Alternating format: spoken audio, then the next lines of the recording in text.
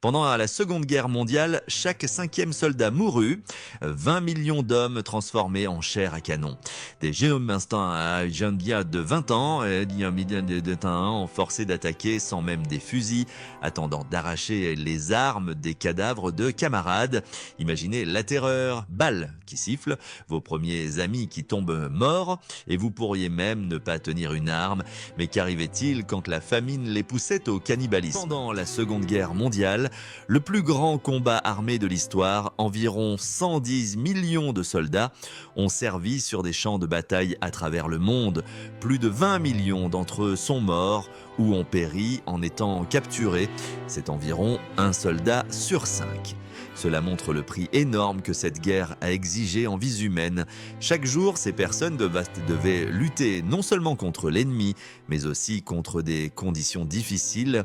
Ils faisaient face à des hivers glaciaux, des étés brûlants, à la faim, à la maladie et à la peur omniprésente. La vie d'un soldat ordinaire de n'importe quel côté de la guerre était plus cruelle que ce que nous pouvons imaginer aujourd'hui. Dans cette histoire, vous apprendrez le souffrance que les soldats devaient endurer du matin au soir, semaine après semaine. Nous allons découvrir à quoi ressemblait leur lutte quotidienne sur le front, ce qu'ils ont vécu face à la mort et comment ils ont fait face à l'épuisement corporel et mental.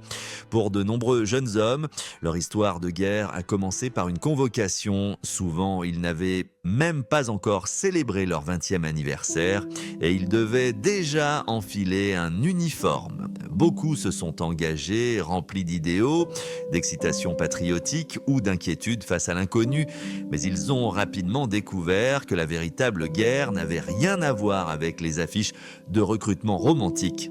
Après une courte formation qui préparait à peine les nouvelles recrues à la réalité du front, venait leur première rencontre avec l'ennemi. Et c'était choquant. Par exemple, les jeunes recrues soviétiques jetés contre l'armée allemande, expérimentée en 1941, manquaient souvent d'équipement de base. Parfois, une unité n'avait pas assez de fusils pour tout le monde et des soldats inexpérimentés étaient envoyés à l'attaque en s'attendant à saisir des armes sur des camarades tombés. Imaginez cette terreur, les balles sifflaient autour de vous, les obus d'artillerie explosaient, vos premiers amis tombaient morts ou blessés, et vous n'aviez peut-être même pas de fusil. L'ennemi était partout autour de vous et vous n'étiez qu'une chair à canon, écrivait mon pas nouveau venu dans une lettre. On a une lettre à la maison depuis nos frères. Ils font des tladiètes. Le premier réveil au combat était cruel même pour les soldats de mieux équipés. Les Américains débarquant en Normandie en juin 1944 découvrirent que même une formation minutieuse ne pouvait pas les protéger du chaos de la plage d'Omaha où des centaines d'hommes tombaient en quelques minutes. La chance du débutant n'existait pas dans la guerre. Un nouvel arrivant avait la même chance qu'un vétéran d'être touché par une balle mortelle le premier jour au front. De nombreux nouveaux venus ont également ressenti de forts signes physiques de peur pendant leur première bataille. Leurs mains tremblaient si fortement qu'ils pouvaient à peine charger leurs fusils.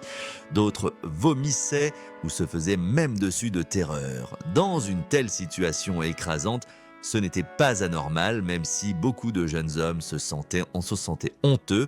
Avec le temps, ils ont appris que même des vétérans expérimentés pouvaient avoir des réactions similaires sous un stress extrême. Malgré le choc initial, la plupart des soldats devaient rapidement se ressaisir et continuer à se battre.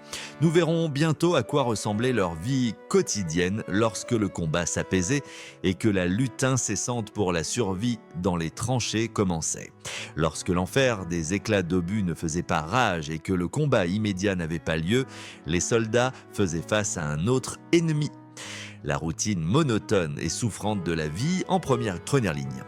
Les soldats se levaient à l'aube, souvent sans suffisamment de sommeil parce qu'ils avaient été de garde la nuit précédente ou avaient été réveillés par des tirs d'artillerie. Ils prenaient ensuite un modeste petit déjeuner s'il y avait des provisions. Chaque jour suivait le rythme du nettoyage des armes, du creusement de tranchées ou de trous d'obus, du déplacement de position et de l'attente. Et à travers tout cela, la mort rôdait toujours. Un tireur d'élite pouvait tirer sur n'importe quelle personne malchanceuse qui sortait négligemment d'une tranchée et des bombardiers ronronnaient parfois au-dessus de leur tête. Les conditions dans lesquelles vivaient les soldats du front étaient extrêmement primitives. Le manque constant d'hygiène a entraîné des invasions de poux et de maladies. Beaucoup n'avaient pas la possibilité de se laver correctement pendant des semaines, voire des mois. Le soldat américain et écrivain Paul Faucel se souvenait d'être resté 6 mois, 6 mois sans douche, ni vêtements propres. Les uniformes étaient déchirés et boueux, les bottes étaient trempés et les pieds des soldats souffraient du soi-disant pied de tranchée, une infection douloureuse causée par l'humidité constante et le froid. Les soldats s'aidaient comme ils le pouvaient. Un sergent américain, par exemple, portait des chaussettes sèches de rechange sous son manteau et gardait une autre paire sous son casque pour les sécher avec la chaleur de son corps. Chaque soir, dans la tranchée, il massait ses pieds congelés, mettait des chaussettes sèches et mettait les mouillés dans son casque pour les faire sécher. Mais de telles astuces n'ont sauvé que quelques personnes. Des milliers d'hommes des deux côtés du front ont souffert de gelures ou d'infections, parfois si graves qu'ils nécessitaient des amputations. Les tranchées et les abris de campagne étaient également souvent envahis par des rats et des insectes. Les soldats devaient accepter un horrible compagnon. Souvent des cadavres gisaient près de leur position qu'il était impossible d'enlever sous le feu. Le doux parfum de la décomposition se mêlait à l'odeur âcre de la poudre à canon et des latrines omniprésentes. L'environnement était comme un cauchemar, mais les hommes devaient y fonctionner jour après jour. La nourriture était toujours froide et monotone. Les soldats mangeaient dans des kits métalliques lorsqu'ils avaient de quoi manger. Les délices courants étaient des aliments en conserve, par exemple du bœuf britannique dans son propre jus, surnommé bully beef, des rations d'urgence américaines K, et du pain militaire allemand aussi dur que de la pierre. La nourriture fraîche n'existait presque pas, les fruits ou les légumes étaient des raretés que les soldats ne pouvaient apprécier que loin du front. Quand il n'y avait pas de combat, les journées étaient étonnamment monotones et longues. De nombreux vétérans dirent plus tard que la guerre est un ennui sans fin, interrompu par des moments de terreur pure. Pour tuer le temps, les soldats écrivaient des journaux, s'enthousiasmaient à chaque lettre de la maison et la lisaient encore et encore. Ils jouaient aux cartes ou simplement discutaient, puis cela les maintenait en bonne santé mentale. L'amitié et l'humour étaient souvent le seul remède contre le désespoir. Si une unité se retirait pendant un certain temps en arrière, loin des combats directs, les soldats essayaient de rattraper le sommeil, de manger à leur faim et de profiter de petits pains à plaisir comme un thé chaud, la possibilité de se baigner après longtemps ou un simple silence senti au-dessus. Certains soldats avaient la chance de bénéficier de quelques jours de véritables congés loin du front. Le premier jour, ils dormaient généralement et mangeaient à leur faim quelque chose d'autre que des rations de terrain. Ensuite, ils essayaient de profiter du monde normal, aller dans un pub, danser avec une fille, en somme, oublier un peu les duretés de la guerre. Mais même en congé, beaucoup étaient tentés par des pensées sur des camarades qui combattaient encore. Mais au-delà de l'ennui et des corvées quotidiennes, les soldats faisaient également face à des éléments impitoyables, la météo et la nature. Bientôt, nous apprendrons combien les conditions pouvaient en être cruelles, des froids russe aux jungles tropicales. La nature ne prenait pas parti. Des conditions extrêmes tourmentaient tous les soldats, quel que soit leur uniforme. Sur le front oriental, un hiver sans précédent frappa en 1941-42. Les températures tombèrent à moins 30 degrés et les soldats allemands n'étaient pas équipés pour cela. L'armée allemande avait compté sur une victoire rapide avant l'arrivée des gelées, donc l'équipement d'hiver arriva en retard, voire pas du tout. L'Union soviétique devait être vaincue par une guerre éclair, mais au lieu de cela, les unités allemandes durent passer l'hiver russe. Les vêtements gelaient sur les corps des soldats et les fusils gelaient dans leurs mains. Les gelures ont réduit des milliers d'hommes. Ils devaient bien souvent arracher des chaussettes gelées avec la peau ou perdre des orteils. Des Allemands désespérés mettaient tout ce qu'ils pouvaient trouver, des couvertures, des sacs, des foulards de femmes pillés dans des villages abandonnés et même des manteaux d'ennemis tombés. Un vétéran allemand de Stalingrad se souvient d'avoir vu un groupe de soldats en retraite portant tout ce qu'ils pouvaient trouver juste pour rester au chaud. L'un des hommes est soudainement tombé dans la neige et d'eau et les autres sont passés à côté de lui avec des visages congelés.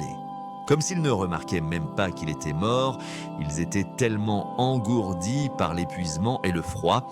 La Rasputitsa de printemps et d'automne, la célèbre boue russe, était un autre ennemi. Des jours de pluie constante transformaient les routes en mers interminables de boue.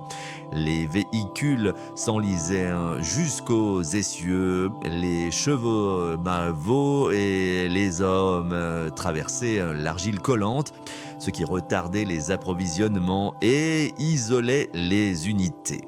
Un officier allemand a noté amèrement dans son journal à l'automne 1941 que les lumières scintillantes de Moscou étaient à portée de vue, mais que des bateaux en caoutchouc pourraient aider leur avance plus que des chars à ce moment-là. Il faisait référence à la mer de boue qui piégeait sa division à seulement quelques dizaines de kilomètres de leur objectif. Mais l'été n'apportait pas non plus de répit. En été, le soleil brillait et la poussière volait et les soldats souffraient de la soif. Dans les déserts d'Afrique du Nord, les températures atteignaient 50 degrés Celsius à l'ombre. L'eau était plus précieuse que l'or. Chaque homme ne recevait qu'une ration quotidienne strictement mesurée, peut-être seulement 2 litres pour boire et se laver combiné. Les soldats apprenaient à boire de l'eau chaude, des bouteilles de campagne pleines de sable qui avaient un goût métallique mais sauvaient des vies. Les provisions devaient être transportées sur des centaines de kilomètres dans des convois à travers le Sahara. Et lorsque l'ennemi détruisait ces convois, des pénuries critiques survenaient. Un soldat britannique dans le désert se souvenait qu'il était considéré comme une punition de se brûler au soleil par inadvertance. D'abord, cela mettait en danger sa santé et deuxièmement, cela utilisait de l'eau qu'il devait ensuite utiliser pour récupérer. La nuit, le désert se transformait en royaume glacial. Les températures chutaient au gel et les hommes fatigués frissonnaient de froid parce que de minces couvertures n'étaient pas suffisantes.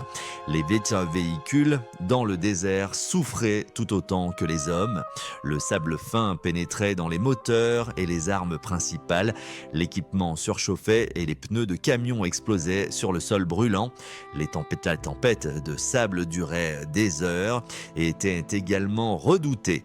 Sous des vents violents, de minuscules grains de sable se transformaient en projectiles qui raclaient la peau et pouvaient décaper l'équipement et les véhicules jusqu'au métal nu. Les soldats devaient se terrer dans des dépressions, se couvrir avec des tentes et attendre que la tempête passe. Les soldats dans les jungles d'Asie du Sud-Est et du Pacifique luttaient contre une humidité suffocante et des maladies tropicales, la malaria, la dysenterie, les fièvres, toutes ces maladies abattaient les armées peut-être plus efficacement que les mitrailleuses ennemies. Par exemple, sur l'île de Guadalcanal, la malaria a touché plus de la moitié des soldats américains à un moment donné. Les insectes piquaient jour et nuit, les moustiques et les mouches omniprésents propageaient des maladies et les soldats, souvent à leur insu, buvaient de l'eau contaminée de la jungle, ce qui les faisait tomber au lit avec des crampes. Dans les forêts pluviales boueuses de Birmanie, les unités pataugeaient dans la boue, leurs pieds rongés par l'humidité constante et leur peau couverte d'ulcères purulents. Un soldat japonais écrivait dans une lettre que la jungle était un enfer où l'on ne pouvait pas voir le soleil, mais l'humidité était si terrible que leurs uniformes moisissaient sur leur corps. S'ajoutaient à cela des serpents venimeux, des sangsues collées aux jambes et les bruits d'animaux inconnus dans la nuit noire. La psyché en prenait un mot pour éviter un coup, qu'un soldat soit gelé dans les tranchées près de Leningrad ou en sueur sous la canopée de la forêt dans les tropiques. Il posait toujours la même question. Quand cela prendra-t-il fin ? Mais pire que les caprices de la météo était la faim omniprésente et l'épuisement. Bientôt, nous révélerons à quel point le manque de nourriture et de besoins de base était cruel. Chaque soldat a besoin de manger pour pouvoir se battre. Mais dans le chaos de la guerre, l'approvisionnement échouait souvent.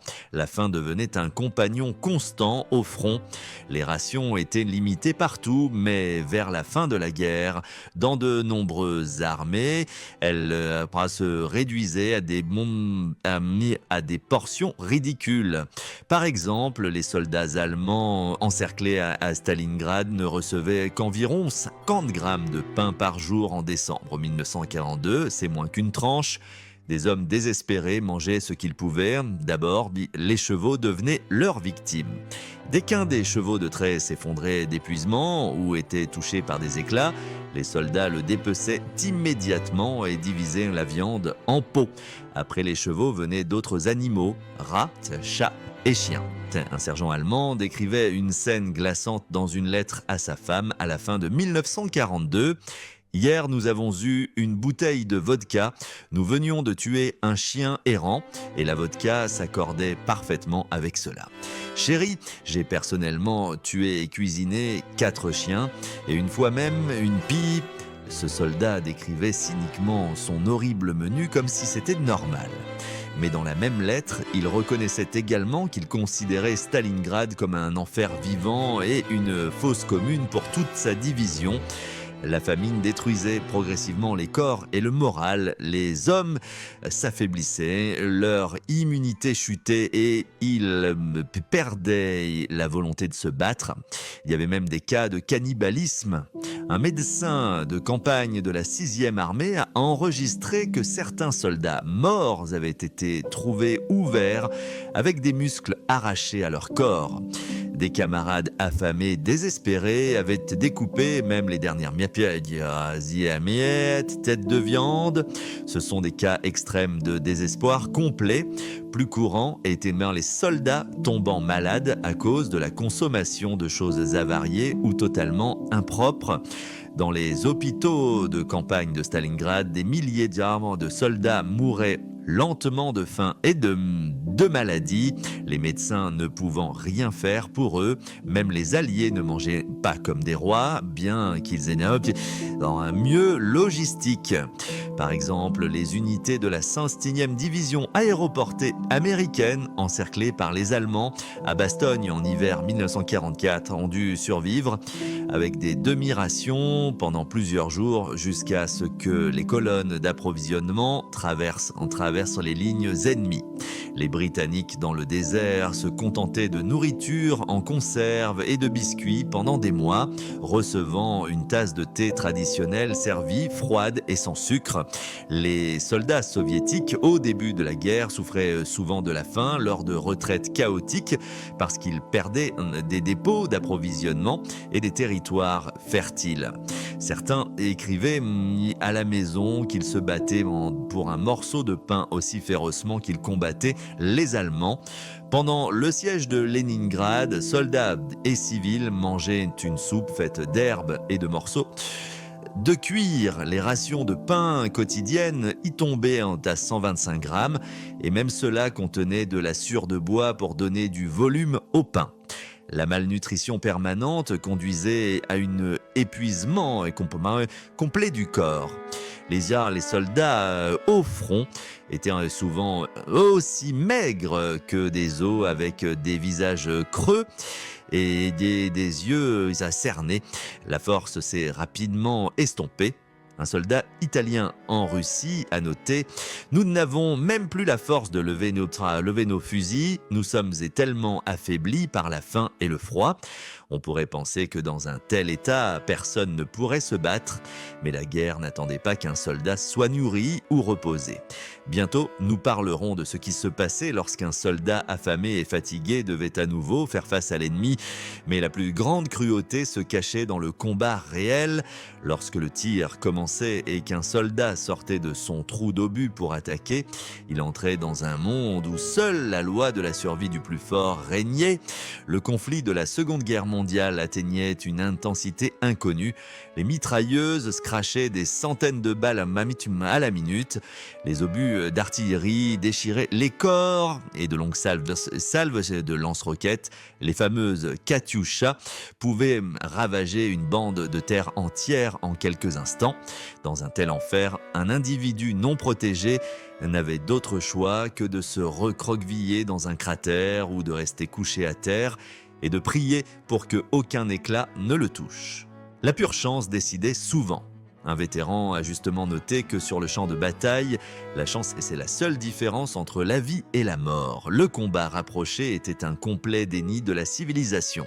Les baïonnettes, les pelles de campagne ou même les poings nus lorsque les munitions venaient à manquer, tout était utilisé pour poignarder ou frapper l'adversaire.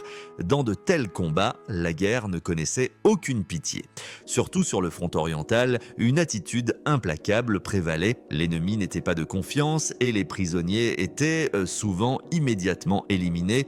De nombreux soldats préféraient continuer à se battre jusqu'à leur dernier souffle plutôt que de se rendre, car ils savaient que la pitié ne les attendrait de toute façon pas. De plus, la brutalité engendrait la brutalité. Les occupants allemands commettaient des horreurs sur les civils dans les territoires conquis et les soldats soviétiques se vengeaient souvent cruellement sur les Allemands capturés. De même sur le front occidental, lorsque des unités SS dans les Ardennes en 1984 massacrèrent des dizaines de prisonniers américains sans défense, le massacre de Malmedy. De nombreux Américains ont ensuite cessé de montrer de la pitié envers les SS capturés. La peur et la haine attendaient extrême pendant la guerre. Par exemple, pendant la bataille de Moscou à la fin de 1941, il a été rapporté que seulement un soldat soviétique blessé sur 10 était transporté hors du champ de bataille. Les autres restaient couchés dans la neige et saignaient ou gelaient parce que personne ne pouvait les atteindre sous le feu. De même dans le Pacifique, les unités américaines ne prenaient souvent pas de prisonniers japonais car elles voyaient que l'ennemi préférait se faire sauter avec une grenade que de se rendre. Ceux qui se rendaient et étaient capturés n'étaient pas non plus en sécurité dans les camps de prisonniers de guerre. On attendait souvent qu'une fin plus lente dans les camps allemands, environ 2 à 3 millions de soldats soviétiques capturés, plus de 3 millions de personnes sont morts de faim, de froid et de maladie. Les prisonniers ne survivaient pas beaucoup mieux en captivité soviétique non plus. Parmi près de 100 000 Allemands capturés à Stalingrad, seulement environ 5 000 sont rentrés chez eux. Après la guerre traitait tout simplement ceux qui ne pouvaient plus se défendre sans pitié. Pour les soldats survivants, les pires images étaient celles des camarades tombés, surtout lorsqu'ils étaient de très bons amis. J'ai vu mon ami à côté de moi se faire toucher à la poitrine et il est mort en 1 minute. et je n'ai ressenti rien du tout. Cela m'a presque plus effrayé que de voir qu'il n'était plus là. Eh bien, c'est qu'un soldat a décrit son engourdissement après avoir réussi à s'éloigner du champ de bataille. Dans la précipitation des événements, une personne réagissait instinctivement et réprimait souvent toutes les émotions, sinon elle aurait perdu la raison. Mais après le combat, lorsque le silence arrivait, l'horreur de l'expérience revenait à l'esprit. De nombreux durs ayant traversé des batailles dévastatrices tombaient ensuite dans un état de choc. Ils pleuraient ou ne pouvaient pas parler en voyant ce qu'il restait de leur unité. Nous apprendrons bientôt quel impact cette horreur continue avait sur les esprits des soldats et comment ils géraient le traumatisme qu'ils portaient de la combat. L'esprit humain a ses limites et la Seconde Guerre mondiale les a testés sans pitié. Le stress constant, le manque de sommeil, le fait de voir la mort et les menaces sur sa propre vie, tout cela a eu un coût cruel. Pour les soldats de diverses armées, le terme fatigue de combat est progressivement devenu courant, ou des termes plus anciens comme un choc de coq de la guerre précédente réapparaissaient. Aujourd'hui, nous dirions trouble de stress post-traumatique. Sur le front, cela se manifestait lorsque un soldat se mettait simplement psychologiquement à l'écart. Il tremblait, perdait la capacité de parler ou d'entendre, tombait dans l'apathie ou commençait à crier de manière incontrôlable. Selon les médecins militaires, chaque psyché humaine avait un point de rupture. Les psychiatres américains ont découvert que pendant un combat intense, la plupart des soldats connaissaient des effondrements psychologiques après environ 200 jours au front au plus tard. Lors des batailles de Monte Cassino et d'Anzio, le docteur John Appel a enregistré que pratiquement tous les hommes des bataillons d'infanterie devenaient tôt ou tard des cas psychiatriques s'ils n'étaient pas tués ou grièvement blessés d'abord.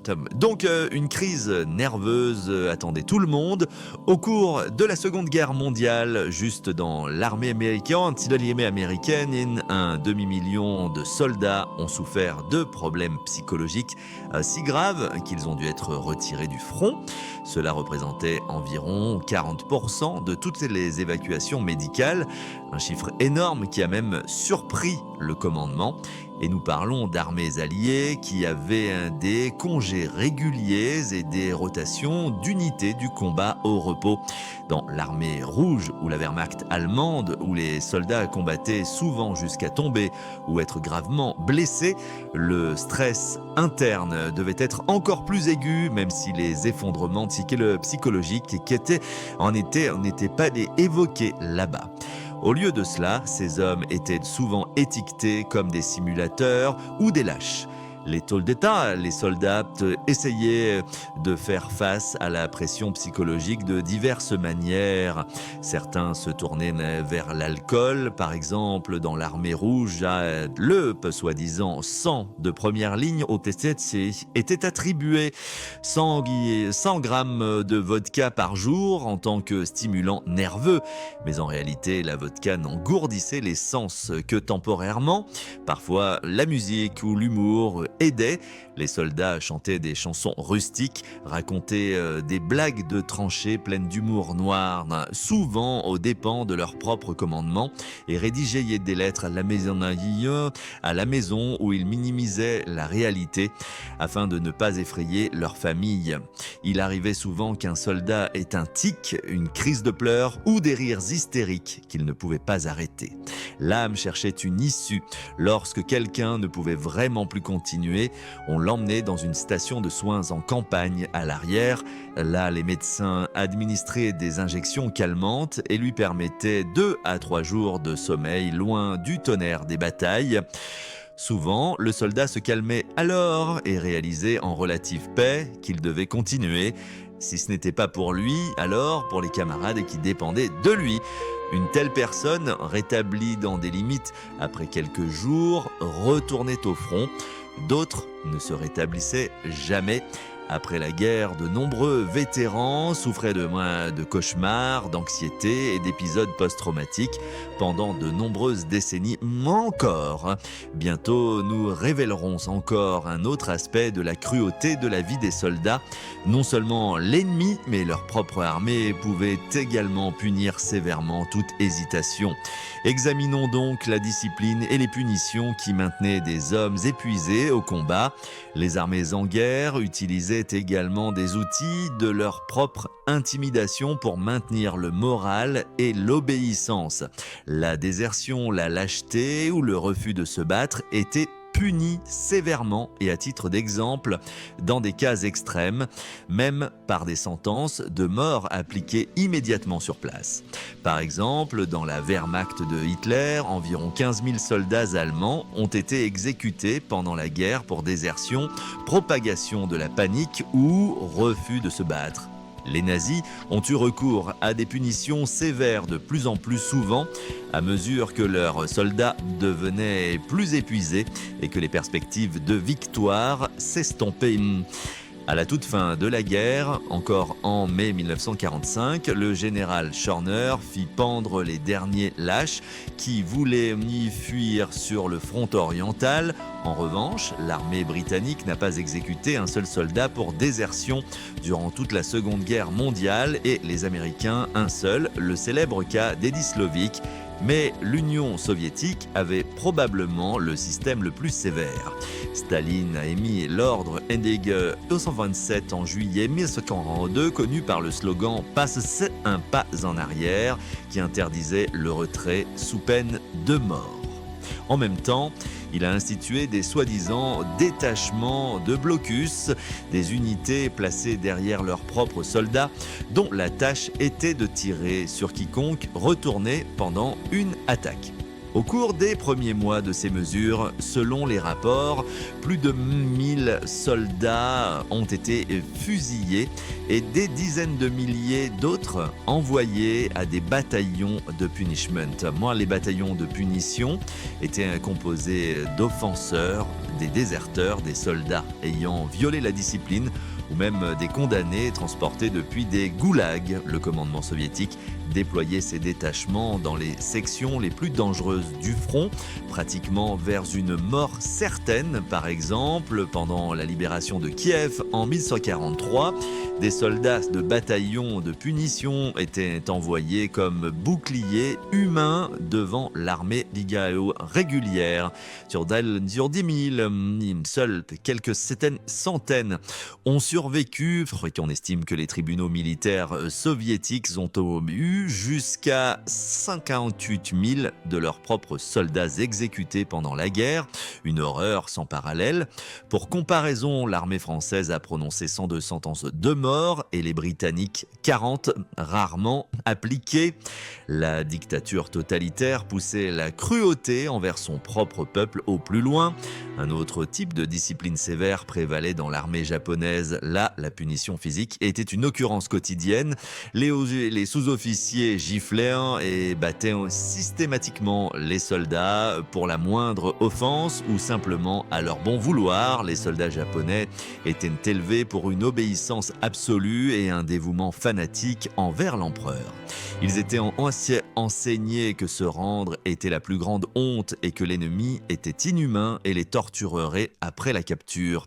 C'est pourquoi les Japonais se battaient jusqu'à leur dernier souffle et la capitulation massive était hors de question. Il arrivait même que des unités japonaises en retraite tuent leurs propres blessés graves parce qu'ils n'avaient ni médicaments ni forces pour eux et ne voulaient pas les laisser tomber entre les mains ennemies. Si cruelle était la code Bushido que l'armée japonaise suivait.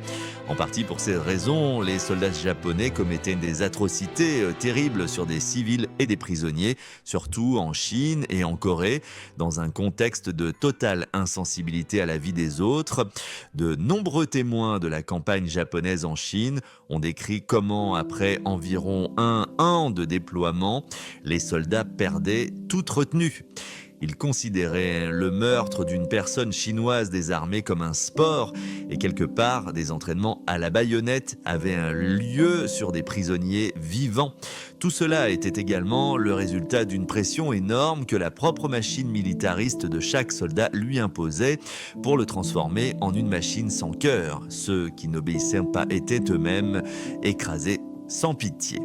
Ainsi, les soldats faisaient face à la cruauté non seulement de l'ennemi, mais souvent de leur propre commandant.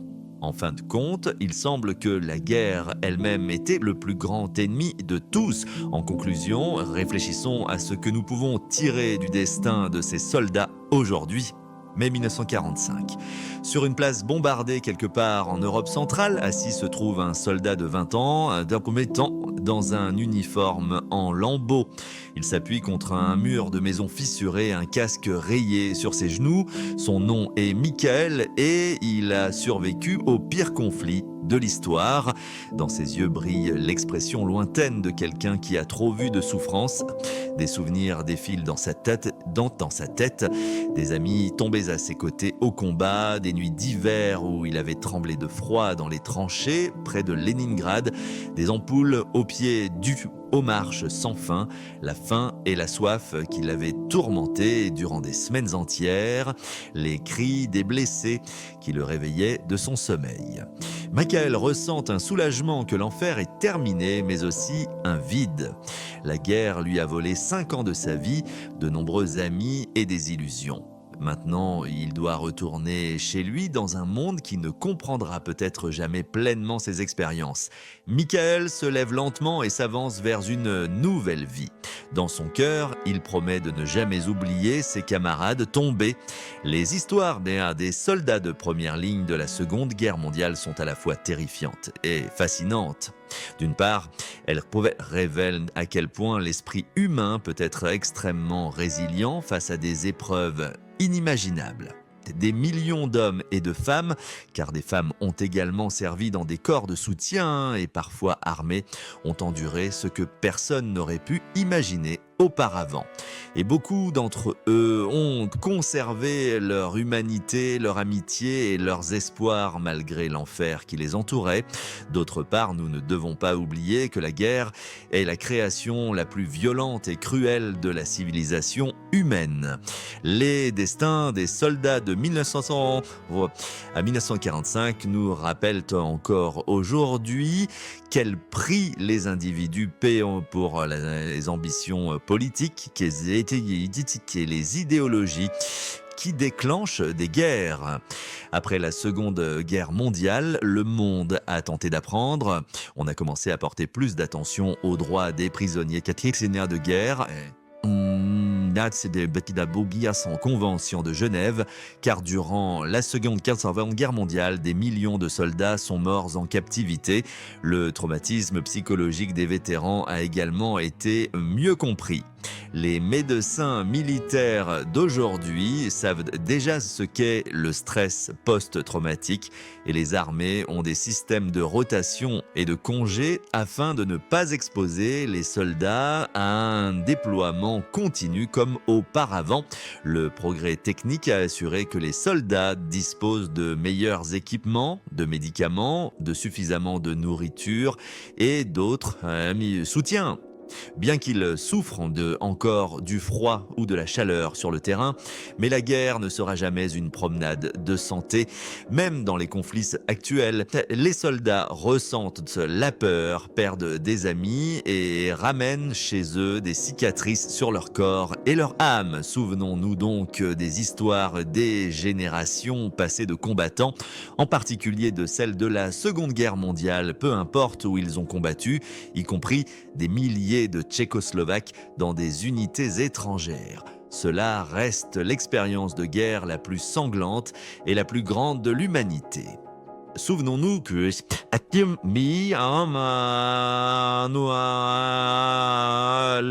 la paix dans laquelle nous vivons aujourd'hui n'est pas acquise. Elle a été achetée avec la souffrance et les sacrifices de ces soldats. Préservons leurs témoignages comme un rappel et un avertissement pour l'avenir. Merci d'avoir regardé jusqu'à la fin. Si ce regard sur l'histoire vous a intéressé et a apporté de nouvelles connaissances, je serais ravi que vous donniez une like à la vidéo et la partagiez avec vos amis. À bientôt pour une autre histoire.